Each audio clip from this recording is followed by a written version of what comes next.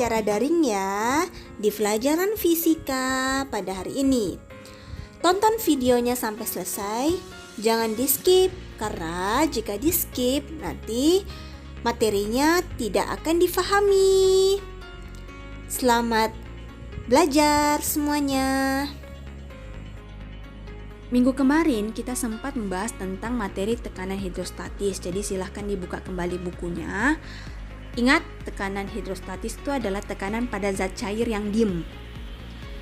Nah, perhatikan gambar. Di sini ada sebuah bejana diberi lubang diisi air, di mana lubang yang bagian atas itu pancaran airnya akan semakin rendah, sedangkan lubang yang bagian bawah air yang keluar pancarannya itu akan semakin deras atau jauh. Nah, ini menandakan bahwa semakin dalam suatu air dari permukaan, maka besaran tekanannya akan semakin besar. Tapi semakin rendah dari permukaan air, maka besaran tekanannya akan semakin kecil. Sehingga akan timbul pertanyaan, bagaimanakah kita mencari besaran tekanan? Nah, ada suatu titik nih dengan X, dengan kedalamannya itu adalah H. Maka kita rumuskan tekanan hidrostatis itu sama dengan Rho kali G kali H. Sempat kita bahas ya minggu kemarin. Jadi apabila suatu wadah ini terbuka, maka akan ada suatu tekanan udara di suatu titik X itu. Maka ini yang disebut sebagai tekanan mutlak atau tekanan total. Di mana P0 itu adalah tekanan udara atau disebut juga sebagai tekanan atmosfer, sedangkan pH itu adalah tekanan hidrostatis. Nah, rumus tersebut berlaku jika bejana atau wadah ini terbuka, itu artinya ada tekanan udara. Nah, jika ia tertutup, maka bejana ini tidak akan mendapatkan tekanan udara atau atmosfer dari luar. Perhatikan keterangannya ya. Rho itu massa jenis zat cair. G, percepatan gravitasi bumi. Bisa lihat satuannya ya masing-masing. H, kedalaman zat cair. pH, tekanan hidrostatis. Sedangkan P0 itu adalah tekanan udara luar, di mana itu sudah diketahui ya, nilainya adalah 1,0 kali 10 pangkat 5 PA. Jadi jangan dicari lagi P0-nya karena itu sudah diketahui. Selanjutnya kita bahas tentang bejana berhubungan atau pipa U. Perhatikan gambar tersebut, ada sebuah bejana berhubungan diisi dengan air, di mana permukaan kiri dan kanan itu sama. Saya perhatikan gambar ya. Bagaimana jika kita memasukkan zat cair yang memiliki massa jenis yang berbeda? Ini saya masukkan adalah minyak. Bisa dilihat ya, permukaannya sebelah kanan itu turun, sedangkan permukaan sebelah kiri itu naik. Di mana itu kita misalkan sebelah kanan itu H2, sedangkan sebelah kiri itu adalah H1. Untuk titik pada kedalaman yang sama akan memiliki tekanan yang sama. Karena yang menekan itu adalah zat cair si minyak, maka tekanan hidrostatisnya itu berada di bagian titik B yang tersebut. Bisa dilihat ya. Sehingga kedalaman dan tingginya itu sama, kita buat rumusnya. Tekanan hidrostatis A itu sama dengan tekanan hidrostatis B. Diuraikan menjadi Rho1 dikali dengan G kali H1 itu sama dengan Rho2 dikali dengan G dikali dengan H2, di mana G-nya itu kita coret sehingga hasilnya Rho1 kali H1 sama dengan Rho2 kali H2, sehingga kita sebut sebagai hukum utama hidrostatis. Untuk lebih memahaminya, kita gunakan simulasi PET untuk mencari tekanan hidrostatis dan tekanan mutlak. Ya, di sini perhatikan simulasinya. Karena di sini belum memiliki ketinggian, jadi kita buat dulu batasan atau ketinggiannya. Nah, bisa dilihat ya, di situ ada ketinggiannya sudah kita lihat 3 meter, 2 meter, 1 meter, 0 meter. Kita putar kerannya, kita bikin full airnya. Nah, setelah full, di situ bisa lihat ada tekanan. Terus ada massa jenis, karena situ tulisannya water, air, berarti massa jenisnya adalah 1000 kg per meter kubik. Terus ada juga honey, berarti massa jenisnya madu juga ada. Terus percepatan gravitasi itu nilainya 9,8 meter per sekon kuadrat. Nah, untuk menentukan tekanan total, ingat rumusnya tekanan total kan P0 ditambah dengan pH. Di mana tekanan atmosfer itu nilainya adalah 100.000 Pascal atau 1 atm. Nah, untuk menentukan tekanan totalnya untuk ketinggian 2 meter, kita bisa lihat ya, kita tinggal tarik di situ tekanannya. Kita bisa lihat hasilnya berapa, yaitu 120,983 kilopascal. Karena itu adalah kilopascal, untuk mengubah ke pascal tinggal kali 1000 aja. Jadi hasilnya adalah 120.983 pascal. Seperti itu.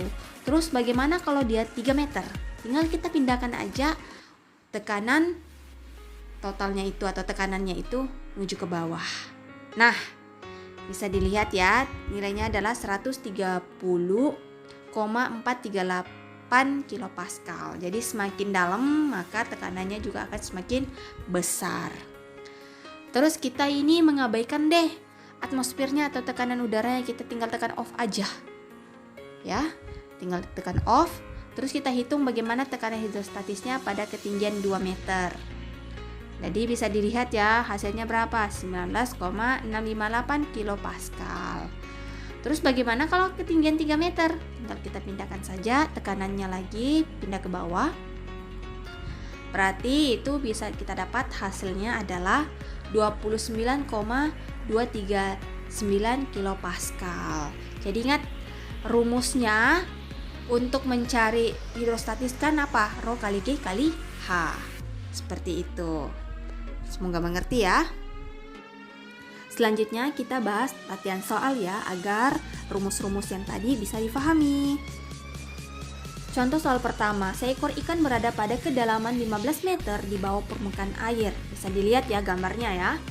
Jika massa jenis air adalah 1000 kg per meter kubik, percepatan gravitasinya adalah 10 dan tekanan udaranya adalah 10 pangkat 5 Newton per meter kuadrat. Tentukanlah tekanan hidrostatis yang dialami ikan dan tentukanlah tekanan total yang dialami ikan. Langkah pertama yang dilakukan adalah tulis dulu diketahuinya masing-masing. Berarti diketahui hanya itu 15, rohnya itu adalah 1000, G-nya itu adalah 10, penolannya adalah 1 kali 10 pangkat 5. Nah, setelah kita tulis diketahui, kita tulis lagi yang ditanyakan. Kita singkat saja, kalau yang untuk A itu adalah pH, sedangkan B itu adalah P total. Nah, kita langsung jawab. Kita cari yang bagian A dulu, tekanan hidrostatis. Jadi rumusnya itu adalah pH sama dengan Rho kali G kali H. Tinggal masukkan nilainya karena sudah diketahui masing-masing. Berarti 1000 kali 10 dikali dengan 15 itu sama dengan 150.000. Diubah dalam bentuk desimal, hasilnya adalah 1,5 kali 10 pangkat 5 pascal. Ya, karena sudah kita mendapatkan tekanan hidrostatisnya, untuk mencari P totalnya itu gampang.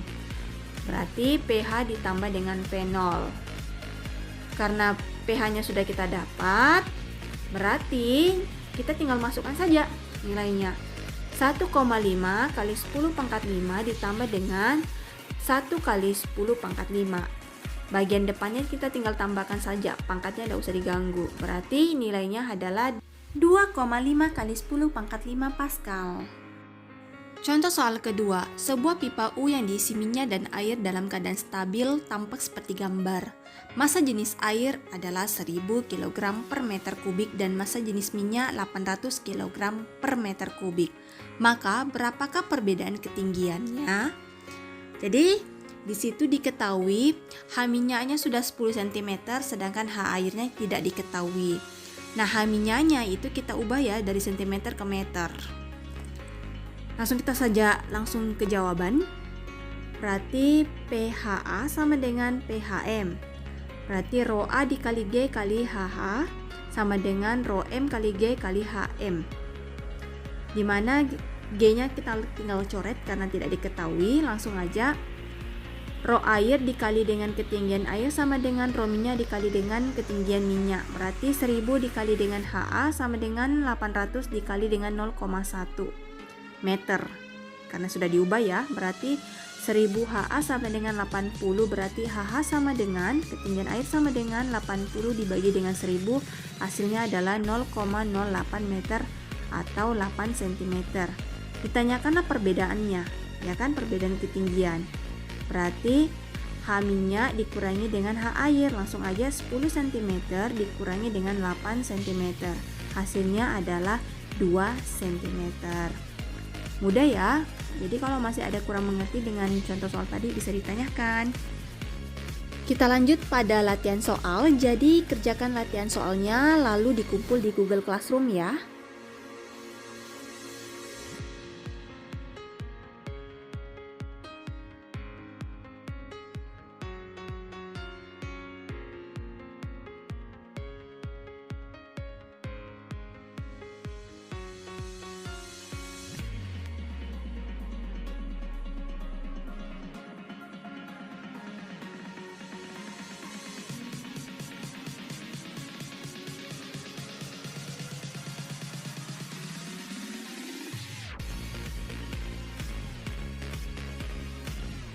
Bagaimana dengan materi pada hari ini?